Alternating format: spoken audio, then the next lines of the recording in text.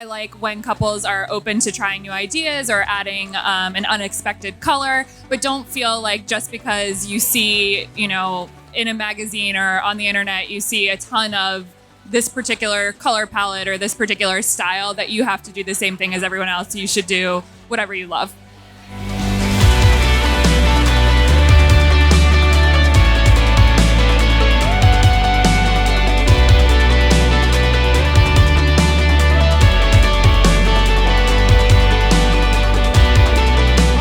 This is John from PGP Wedding Films, and welcome to Say Yes to the Best Live, where we talk to the best wedding pros to give you wedding planning tips. We have new episodes every Tuesday. We post them on YouTube, and we talk to some of the people up here with me in the past. But the main goal is to give you the opportunity to learn things that you might not know about your wedding planning. One more question that I have is, what is one question every couple without fail asks you when they're planning their wedding?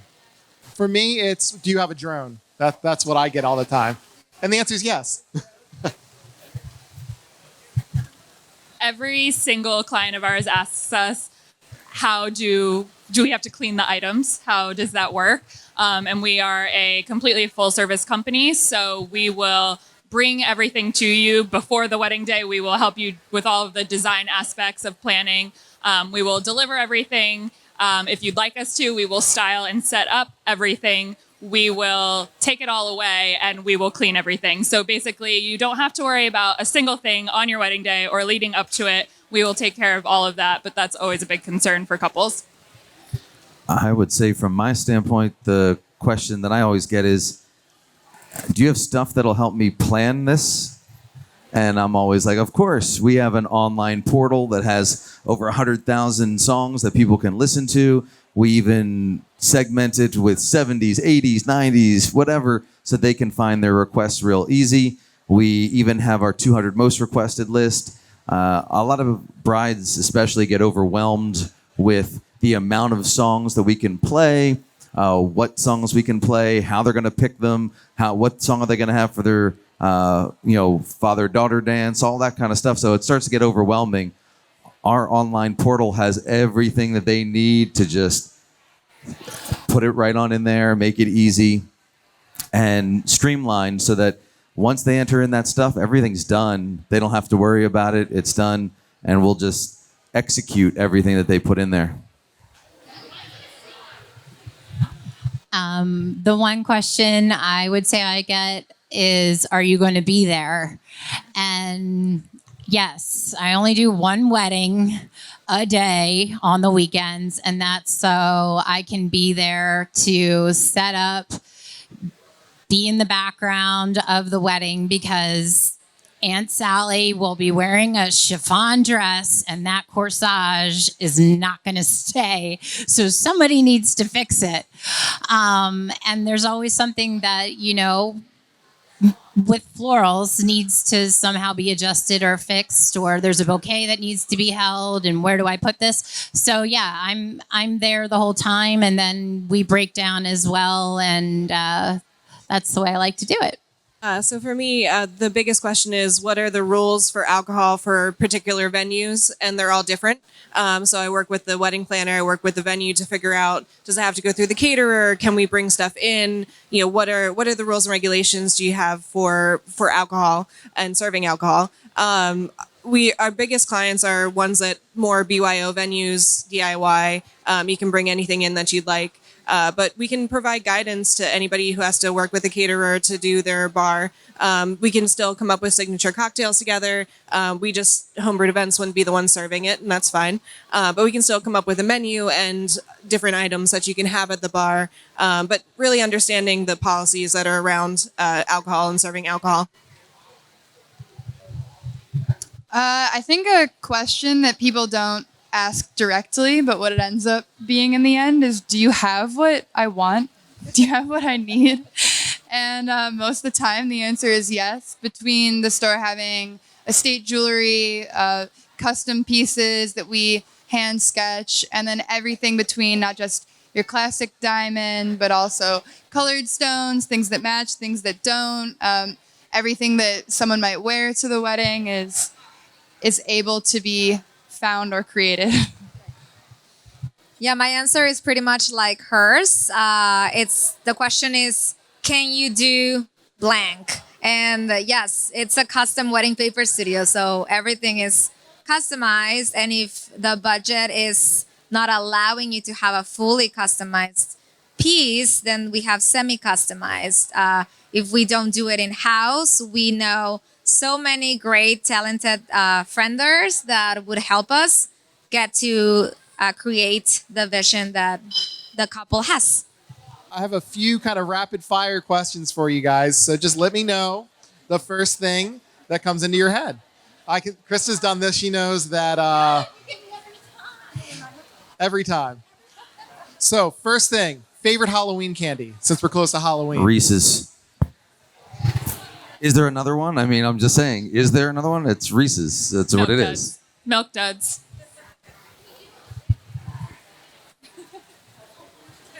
Truffles. Snickers. Twix. I love Twix. 100 grand. Do you know those? I would say Twix too. Yeah. I'm going to say you're all wrong. Nerds. The little boxes of Nerds are the best. What is your favorite wedding trend? Special effects. We do a lot of special effects, and that's my favorite stuff. It takes a wedding from a 10 to a 20, like that. You got me. Oh man. I'm digging the dried floral trend right now. It's different and artistic, and I like the texture. I am loving the train that the people are riding right now, that you make your wedding unique. So similar to what she was saying about the dried florals, when couples incorporate new cool things and aren't afraid to be bold with like their wedding statements and doing something out of the ordinary, it's so exciting for us to photograph. I particularly like the trend right now of non-traditional wedding cakes. So sometimes that's not even a wedding cake, but other dessert displays. We also have a full collection of cake stands, probably 50 or more cake stands, and we do custom dessert displays. So anytime someone is open to doing, mini desserts and a ton of different ones, or different cookies instead of a cake, anything like that, I love seeing that at weddings, showers, etc. I love the trend towards unique venues, kind of like Tyler Gardens and then Strawberry Mansion, unique spaces that are being used for weddings, non-traditional. And then there's a venue up north in New York that's a horse farm. It's a beautiful wedding space. I want to do a wedding there, just saying. And then also a trend towards using local ingredients and local spirits and beer and cider. There's so many choices, especially in the Philadelphia area. You can have a bar that's completely all local spirits, beer, wine, everything. In jewelry, there's a lot more rose cuts being used with the top part of the diamond, and asymmetrical bands. A lot of asymmetry, talon prongs, colored stones.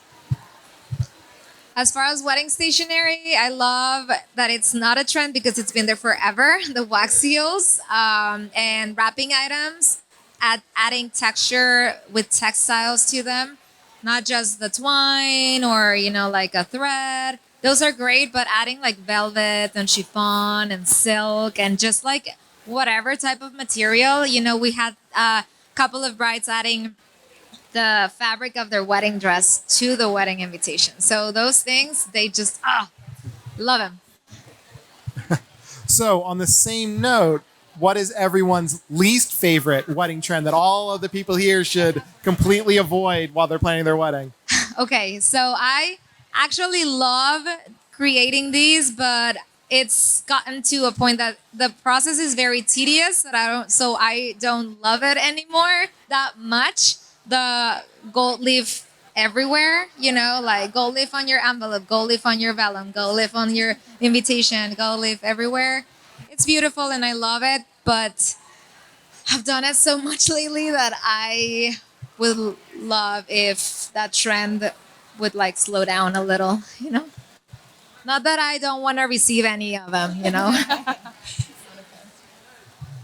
I said this earlier, but using champagne or sparkling wine for toast, there's so many other cool options out there. Think outside of the box. Use a high-end cider, use a high-end beer instead, and pick something that you like instead of, oh, I should have champagne for my toast. There's some cool ideas out there. Yeah, along the same lines, making your wedding design the same as a million other weddings that you've seen. You might have gone to a wedding and said, oh, I really loved the look of that, or I've seen it in a million magazines or all over Pinterest or whatever, but you can always add your own special flair to an idea. I like when couples are open to trying new ideas or adding an unexpected color, but don't feel like just because you see, in a magazine or on the internet, you see a ton of this particular color palette or this particular style that you have to do the same thing as everyone else. You should do whatever you love. This was a particular trend like years ago. Sometimes we'll still shoot a couple things with it, but it's burlap and mason jars. If you're having... I've never seen that at a wedding. Not once. Not once. If you're having a barn wedding and your wedding is rustic themed, I feel like there are so many other things you can incorporate that aren't mason jars and burlap. So if anyone needs ideas. You read my mind. That's definitely one of them, but also I am personally over greenery. I'm way back into, I want to see some color. I want to see some contrast and just texture. And there's a lot of different things that can be done rather than just greenery on a round table with some candles. There's some cool things. So, yeah. My least favorite trend is the iPod wedding. I don't see a point in that. You can't customize anything. You still need an MC, somebody trained to announce your formalities correctly.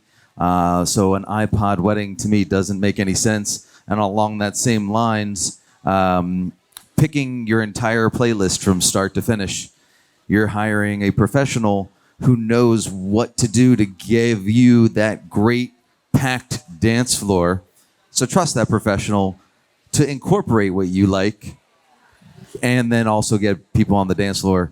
The people that pick every single song usually end up only having 5 or 6 people dancing at a time, which we're happy to do if that's the way you want to do it. But almost every bride and groom say, oh, I want everybody on the dance floor. So if you want everybody on the dance floor, trust your professional to make that happen.